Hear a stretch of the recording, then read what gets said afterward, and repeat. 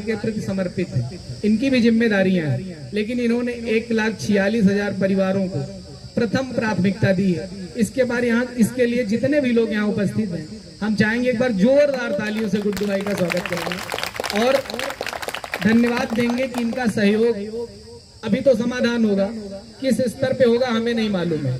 हो सकता है जो समाधान का स्तर हो उससे हम 100% संतुष्ट ना हो, फिर बचे हुए 10-15% के लिए हमें फिर से मेहनत की जाए। और हम तो वादा करते हैं कि आप जहां भी जिस स्थान पे जिस तरीके से संघर्ष करोगे, हमारा जो भी सहयोग होगा शारीरिक मानसिक आर्थिक, हम आपके साथ खड़े आपको मिलेंगे। कई बार हम सब ने किताबों में पढ़ा होगा, एक इंग्लिश का एक सेंटेंस है, no defeat is final until you stop trying. कोई भी हार अंतिम नहीं होती है जब तक आप लड़ना बंद ना कर दें। तो ना हम अभी हारे हैं और ना ही हम जीते हैं, लेकिन हम लड़ाई में हैं। और निश्चित रूप से ये संघर्ष, इसका रिजल्ट, इसका जो परिणाम होगा वो गुड्डू भाई की मेहनत और इस मंच पर उपस्थित हमारी सभी बहनों का आशीर्वाद होगा। पहली बार हम देख रहे हैं लगातार 22 दिनों से हमारी बहनों का जो आशीर्वाद मिल रहा है, जो सहयोग मिल रहा है, इतना सहयोग कभी भी किसी भी धरना प्रदर्शन में नहीं मिला।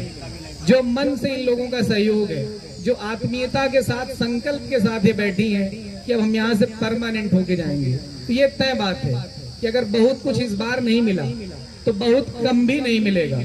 जैसा गुड्डू भाई को थोड़ी बहुत जानकारी है, अभी स्पष्ट रूप से इसलिए नहीं कहा जा रहा कि मुख्यमंत्री जी से मुलाकात के बाद ये आएंगे, यही बताएंगे, इसके बाद ही हम लोग यहाँ से जाएंगे।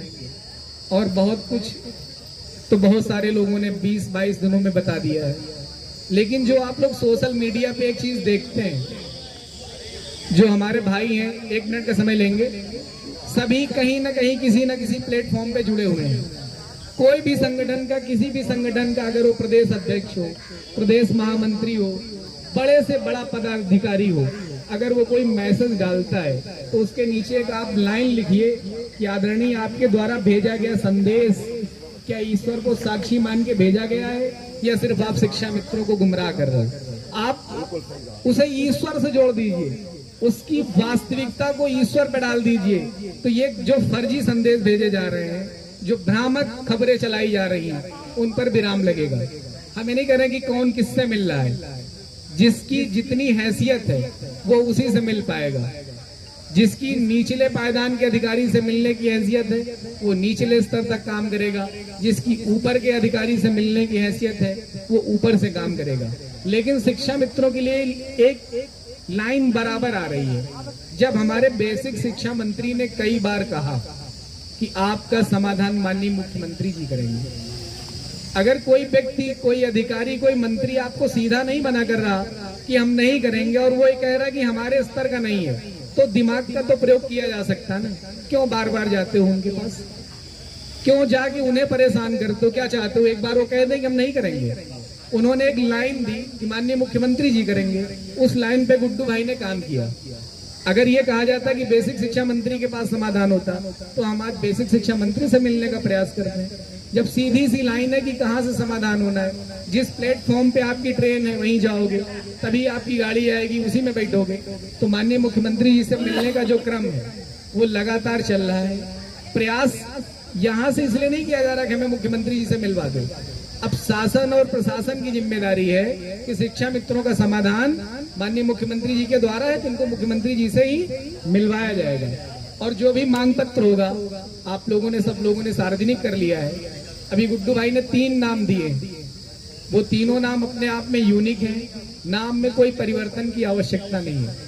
तीनों जिम्मेदार लोग हैं और हमें लग रहा है कि इन 3 नामों से बेहतर हम लोग अपनी बात नहीं रख पाएंगे, क्योंकि जो एक अनुभव होता है, जो प्रतिदिन का एक एक्सपीरियंस होता है, जो टंग ट्विस्टर वर्ड हो जाते हैं लगातार बोलते बोलते, जो भाव इनके हम लोगों को संबोधित करते समय होते हैं ना, उससे कहीं ज्यादा मुख्यमंत्री के सामने होंगे। हो सकता सिर्फ आंख में आंसू हो, शब्दावली ही ना हो, लिखा हुआ वहां सामने होगा। तो मैं एक और बात आपसे कहूंगा कि जो लिखा हुआ हो, लिखा हुआ बहुत कम हो, वहां पर बहुत कम संक्षिप्त रूप से लिख के जाइएगा, लेकिन शब्द कम हो और उससे फायदा ज्यादा हो। इस तरीके की ड्राफ्टिंग करके आप पहुंचिएगा और हमें उम्मीद है कि आपने बेहतर प्लान सोचा होगा, बनाया होगा, क्योंकि जो संघर्ष कर रहा होता है, जब व्यक्ति दिल से समाधान चाह रहा होता है, जिसके मन में नेतागिरी नहीं होती है, जिसके मन में कोई कॉन्स्पिरेसी नहीं होती है, जो सिर्फ हित चाह रहा होता है, वो अपनी पूरी आत्मा लगा देता है। जब किसी भी काम में आत्मा लगती है तो निश्चित रूप से ईश्वर का आशीर्वाद मिलता है। बहुत सारी समस्याएं आती हैं, मैं व्यक्तिगत बात नहीं करना चाहता हूँ, मेरे जीवन में तो बहुत सारी समस्याएं आई हैं, लेकिन हमने कभी उन सारी चीजों को महसूस नहीं होने दिया। जो टारगेट है उसे करना है। हम हमेशा जब भी कोई मैसेज डालते हैं, किसी का भी मैसेज हो, अगर वो मुझे लगता है ये गलत है तो मैं उस पर तुरंत काउंटर करता हूँ। कल एक मैसेज माननीय उप मुख्यमंत्री जी की मुलाकात का डाला गया, मैंने उस पर तत्काल लिखा कि ईश्वर को साक्षी मान के बताओ कि फाइल कहाँ है, मानदेय कितने हजार होना चाहिए। आप कल्पना में क्यों लिख रहे हो कि सब हो गया? कुछ भी नहीं हुआ।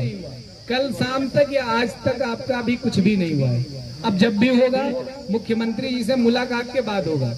आपका समाधान 3 ही लोग कर सकते हैं, एक आपकी भाग्य, दूसरा उत्तर प्रदेश के मुख्यमंत्री, तीसरा केंद्रीय नेतृत्व। तीनों गुड्डू भाई के साथ हैं। 22 दिन तक यहाँ बैठना ये भाग्य का खेल है, आसान नहीं है कि हमको आपको लग रहा है कि हम धरना कर लेंगे। अभी आपको बताया जाए कि अपने ब्लॉक में एक मीटिंग कर लीजिए, 3 दिन बैठना है। खंड शिक्षा भी अधिकारी भी आपका होता है, बीआरसी के लोग भी आपके होते हैं, लेकिन वो 3 दिन आप संयमित रूप से नहीं बैठ सकते हो। राजधानी में बैठना, लगातार मीडिया को फेस करना, शासन के पक्ष में कहीं ना कहीं थोड़ा बहुत विपक्ष में भी हमारी आवाजें जाती हैं, लेकिन आज हमारी मजबूरी है या हमारी जिंदगी का एक यही आखिरी सहारा है या एक ही विकल्प है, इसलिए मेहनत करनी है। और जब तक ये व्यक्ति गेट से बाहर नहीं जाएगा समाधान लेकर के, तब तक हम लोग भी जाने वाले नहीं हैं। और मैं गुड्डू भाई से वादा करता हूँ, ये तय बात है कि आप निश्चित सफल होंगे। आपके साथ भाइयों के साथ जो बहनों का विशेष आशीर्वाद मिल रहा है, स्नेह मिल रहा है, ये आपकी मेहनत, आपकी ईमानदारी और आपके संघर्ष का परिणाम। इतनी आसानी से लोग किसी के साथ जुड़ते नहीं है। अब तो एक घर में भी रह कर के भी लोग नहीं जुड़ पा रहे हैं, तो आप तो प्रदेश को जोड़ के चल रहे हैं। बहुत बड़ा प्रदेश है, दूरियां बहुत है। हमें लगता है ललितपुर से जब कोई आता है ना, तो उससे पूछो कैसे बैग पैक करता होगा, किस तरीके से अपनी घर की व्यवस्था को किनारे करके निकलता होगा। एक शिक्षा मित्र जब 2 दिन के लिए कहीं जाता है तो उसका परिवार 4 दिन के लिए डिस्टर्ब होता है। पता चला छोटे बच्चे को स्कूल भेजना है या किसी महिला के पति को सुबह 7 बजे प्राइवेट जॉब में जाना है, वो नहीं खाना बना पाता है, सास से उसकी अनबन है, अधिकांश हो जाता है कि नहीं पट रही है या देवरानी साथ में सहयोग नहीं कर रही है, वो खाने की भी चिंता होती है। लेकिन एक उम्मीद है कि एक बार अगर मान सम्मान आ गया ना, तो जो आज परिवार कष्ट उठा रहा है उस परिवार के लिए हम कुछ बेहतर कर सकेंगे। तो इन्हीं शब्दों के साथ मैं ईश्वर से प्रार्थना करता हूँ, परमपिता भगवान शिव से प्रार्थना करता हूँ, भगवान हनुमान जी से प्रार्थना करता हूँ, माता सरस्वती को प्रणाम करते हुए कहना चाहता हूँ